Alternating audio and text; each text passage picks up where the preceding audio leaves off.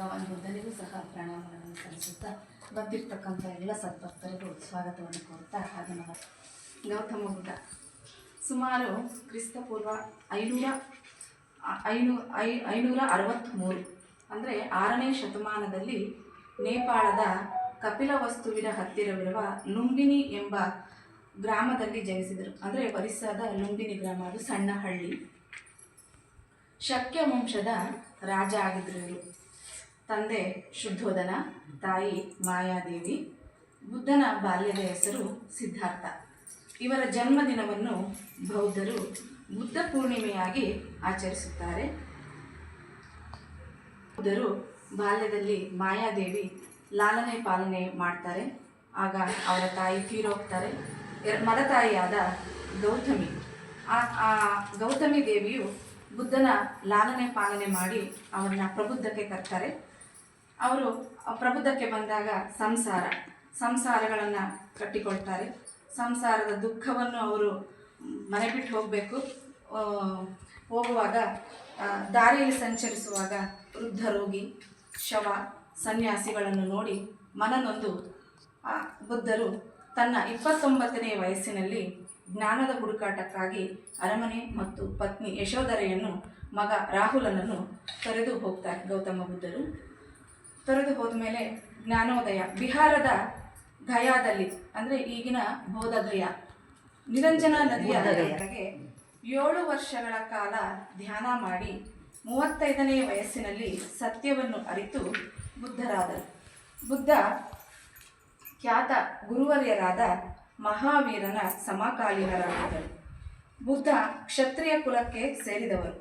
ಬುದ್ಧನು ಸಮರವಿದ್ಯೆ, ಶಾಸ್ತ್ರಗಳ ಅಭ್ಯಾಸ ಕಲಿತರು ಮತ್ತು ವಿಶ್ವಾಮಿತ್ರನೆಂಬ ಗುರು ಅವನಿಗೆ ಯೋಧ ವಿದ್ಯೆ, ವೇದಜ್ಞಾನವನ್ನು ಕಲಿಸಿದರು.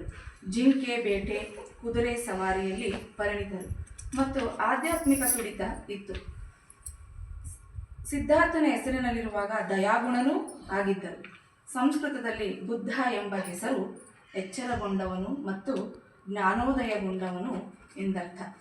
ಬುದ್ಧನ ಸಾಧನೆ ಬೋಧನೆಗಳು, ಬುದ್ಧನ ಗ್ರಂಥಗಳಲ್ಲಿ ಚತುರಾರ್ಯ ಮತ್ತು ಅಷ್ಟಾಂಗ ವರ್ಗ ಅಂತ 2 ಅವರು ಕೃತಿಗಳನ್ನು ಬರೀತಾರೆ. ಚತುರಾರ್ಯ ವರ್ಗ ಅಂದರೆ ಲೋಕವು ದುಃಖಮಯವಾಗಿದೆ, ಆಸೆಯೇ ದುಃಖಕ್ಕೆ ಮೂಲ.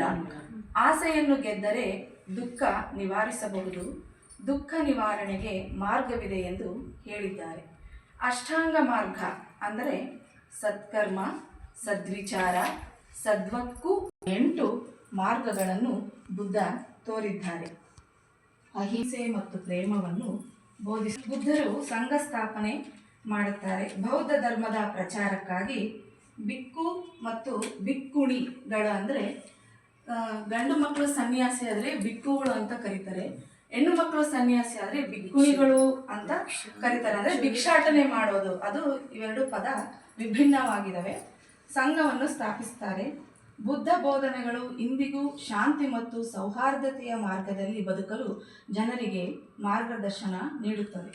ಬುದ್ಧನ ನುಡಿಗಳು ಒಳ್ಳೆಯ ಯೋಚನೆಗಳು ಆಗಿರಬೇಕು, ಒಳ್ಳೆಯ ಉದ್ದೇಶದಿಂದ ಕೆಲಸ ಮಾಡುವುದು, ಸತ್ಯವಾದ ಮಾತುಗಳನ್ನಾಡುವುದು. ನಾವು ಯಾವತ್ತೂ ಸತ್ಯವನ್ನೇ ಮಾತಿಯಲ್ಲಿ ಜೀವನ ನಡೆಸಬೇಕು.